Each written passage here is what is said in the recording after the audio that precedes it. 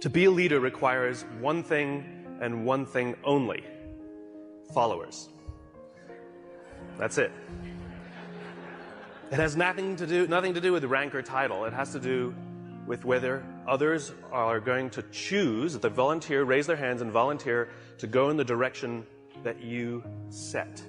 We can force people to do things, we can whip them into shape or offer them all kinds of carrots and sticks to get them to do things, but at the end of the day, a true leader is the one where others raise their hand and say, I will follow you.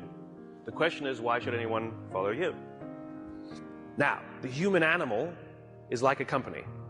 If we want to get certain behaviors out of the organization, out of people, we give them certain incentives or disincentives. We are exactly the same. If you want someone to perform, if you want them to hit a goal, we set the target, we set the goal, and we offer them some sort of bonus if they get there, and we incentivize the behavior. If we threaten someone with a punishment, we disincentivize the behavior. Wait till your father comes home. You know, anyone who's a parent with gold stars or bonuses or all kinds of things, we're used to this. This is normal. The human body works exactly the same way. If you've ever had a feeling of love, trust, joy, fulfillment, status, pride, those are all chemically produced feelings. They're chemically produced incentives trying to get us, the human body's trying to get us to do certain things to get us to cooperate. Tangible matters. We can only see the things we have words for, right? And this is why the leader must provide a clear vision. Why are we doing this? Why are we in business in the first place? What is the point of growing the company that you're growing? Everybody talks about, what's your growth? What's the point of the growth? In other words, you have a company. Why do you have that company? What is the value your company is offering to others? And what do you want your company to leave behind when you're gone? There has to be a purpose for why your company exists beyond the things you make, beyond the things you do, beyond the money you make. You had the purpose when you founded the company, otherwise you wouldn't have taken the crazy risk to start it with the overwhelming chance of failure. And people wouldn't have given you blood, sweat, and tears if they didn't believe in you, because you were the alpha, you had the vision, you had the strength, and they wanted your protection. And they joined you, and they gave you their blood, sweat, and tears because you gave them a sense of purpose and belonging and protection. You have to know why you do what you do, and this is what the leaders do. And the more they can put it into words, the clearer they can put it into the words, the more we can see it. Again, we can only see the things we have words for. And so when you can put these things into words, other people can see them. I have a dream. Martin Luther King put into words the vision, seeing, he had. The rest of us could see it too, and now could focus all of our attention, all of our efforts on getting it done. And every metric, and this is the purpose of metrics, every metric we use it's not about the metric. Metrics are supposed to measure progress. In other words, each metric is the tree getting a little bigger. Each metric is us getting a little closer to the gazelle. We get another little shot of dopamine. Each metric shows us that we're getting closer to the vision. It's not just about the numbers at the end of the year. How did we do? We're up. Good. Towards what? Towards what? We don't know what we're getting closer to. And it makes work unfulfilling. Don't know what we're working towards. Dopamine. We don't care if we let down the goal. Like if we have a goal that we have to achieve for work and we miss the goal, do we feel bad that we let the numbers down? No. We feel bad that we let somebody we love down. We feel bad that we let down our boss, we let down our parents, we let down our coach, we let down our drill instructor. We feel bad when we let down a human being. Accountability is never to a number. Accountability is to a person. And if there is no relationship with the person who's supposed to look after us and the person we're supposed to be working for, then we don't feel accountable. And this is where leadership becomes really, really important. You see, when we give selflessly to those in our tribe, offering them protection, because that's all anybody wants at work. They want to feel safe, comfortable, protected. Think about it as a parent. You know, back in those days, there were no countries, there were no corporations, there were no companies. They didn't exist. There's only one thing that pre-existed all of those things. The family. That's all we had. Each other. Think about it. What do we say to our children? You don't get to choose your children. Some of them are funny looking. Some of them not that smart. Okay? Those are the kids you got. Sorry. You get to pick your employees, but you don't get to pick your children, and yet it doesn't matter who your kids are, whether they're the best looking or not, whether they're the smartest or not, whether they're strongest or not. You give them undying love. And you don't point out their weaknesses if you're a good parent. You point out their strengths if you're a good parent. You encourage them to do the things that they're good at. And you hold them up, and sometimes you let them fail and learn for themselves, and sometimes you discipline them, and sometimes you prop them up, and sometimes you push them, and sometimes you let them go. And more than anything else, all we want for our children is to achieve more than we could have achieved. And we will do that by providing them support, a feeling of safety, a feeling of protection. Well, guess what? It ain't no different at work. Stop saying our company is like a family. It is a family. And you are the mother and you are the father. And the minute you hire someone, you must give them undying love, and you must work tirelessly to see that they can achieve more than you could ever have imagined yourself achieving. Those are the best leaders. That's what it means to be a servant leader.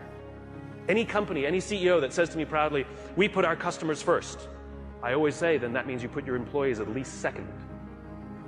We put people first. Human beings come first, not numbers. We sacrifice people to save the numbers, but we don't sacrifice the numbers to save the people. A little bit backwards. And yet when we are willing to sacrifice the numbers to save people, you watch what happens to the people. There's a guy by the name of Bob Chapman in St. Louis, Missouri, who runs a company called Barry Waymiller. It's a $1.6 billion private company with 20% year-over-year growth for the past 20 years.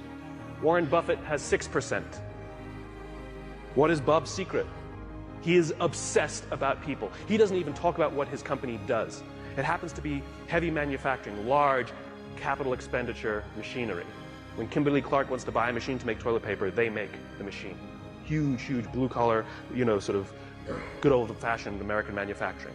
When the financial crisis hit, Bob's company lost 30% of their revenues off the top. Boom, gone. They could not afford their labor pool at all. And so they sat down and they said, "Oh my God, do we have to have layoffs?" And Bob refused. And so they implemented a furlough program where every employee from CEO to secretary had to take 4 weeks of unpaid time off. They didn't have to take it consecutively, and they could take it whenever they wanted. Those who could afford it more would trade with those who could afford it less. It was remarkable. And Bob told the company, "It's better we should all suffer a little than any of us should have to suffer a lot." As human beings, we are biologically designed to cooperate, and we want to help each other. When you give someone the responsibility, when you put them in a position of power or authority for their responsibility, they rise up. Why? Because we all want to feel that our lives have value. We all want to feel that our lives and the work that we do is valuable to the tribe. We all want to know that our company needs us. But we don't make people feel needed, and we don't make their work feel necessary because we take all the responsibility and we don't let them have it. And when people feel fulfilled, when we make them feel necessary and they feel proud because something got done, because they were a part of it, they will give more and more and more and more.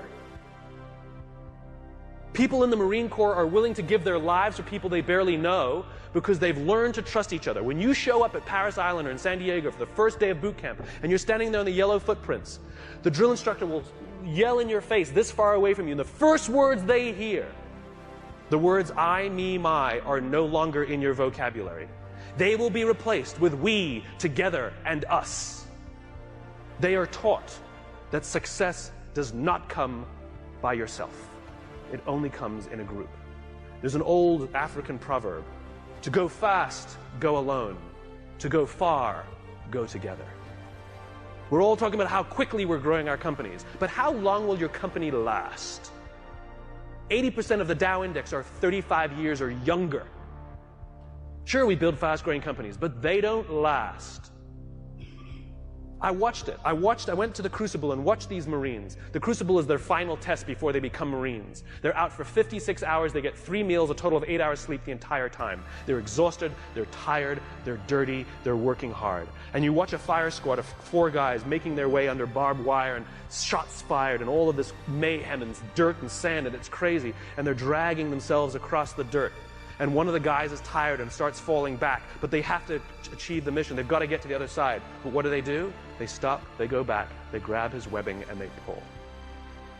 They slow themselves down because they'd rather slow down with all 4 than go fast with 3. To go fast, go alone. To go far, go together.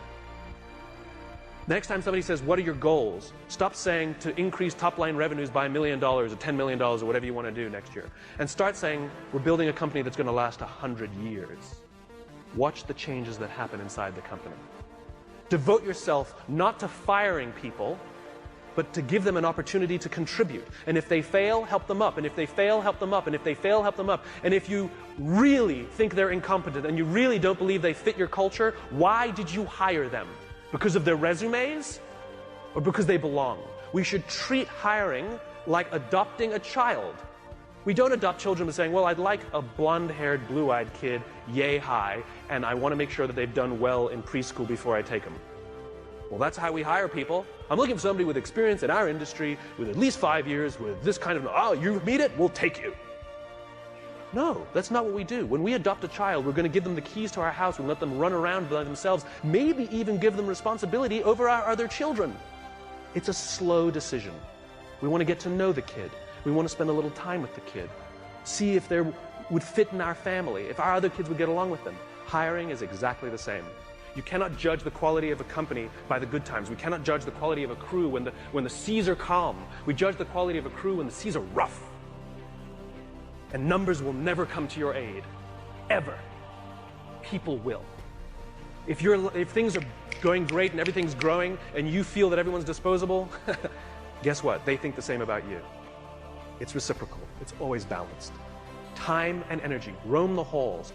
Implement policies where if you have something to say somebody, not just the exchange of information, if you want to pay someone a compliment, if you want to ask somebody a question about their work, not about some fact like what time's the meeting, you do not send emails. You stand up, you walk the 35 feet, and you walk into their office and say, hey, quick question for you.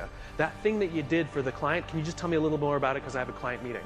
I promise you the relationships that will form simply because people are giving time and energy. It's too quick to send an email. It's too easy. If I come over to your house for dinner and a day later I send you this beautiful email how grateful I am for the dinner that you made for me, or if I sent you a handwritten note with the exact same words, which one makes you feel better? The handwritten note. It's not the words. It's not the intention. It's the time and energy we take. And if you think you're too busy to give time and energy to your people, then they're too busy to give time and energy to you. It is a balanced equation. I imagine a world in which the vast majority of people wake up every single morning inspired to go to work and come home every single day fulfilled by the work that they do. I believe that loving our jobs is a right, not a privilege. Why should it be just the lucky few who get to love going to work? It is an entitlement that we all have. And by saying love our jobs, it doesn't mean we have to like them every day. We love our children every day, we don't like them every day. Right? We don't have to like every day, it can be hard, but we get to love it every day. And the thing that makes us love our jobs is not the work that we're doing. It's the way we feel when we go there. We feel safe, we feel protected, we feel that someone wants us to achieve more and is giving us the opportunity to prove to themselves and to ourselves that we can. This is the world that I imagine. This is why I do these talks. Because I'm just a cog in the wheel, a cog in the machine. I'm just a small piece of the jigsaw puzzle. I come to speak to the nice people like yourselves because you're the ones who are running companies. You're the ones who are in control of the cultures that you're building. You're the ones who determine who you hire and who you don't. Are you hiring based on skills? You're hiring based on culture. I come and share these ideas with you with the hope that some of you will try some of these things, and over the course of time, you will watch your own cultures improve and the people love coming to work. Oh, and by the way, it's good for innovation, it's good for progress, and it's good for profit. Aside. So I thank you very much.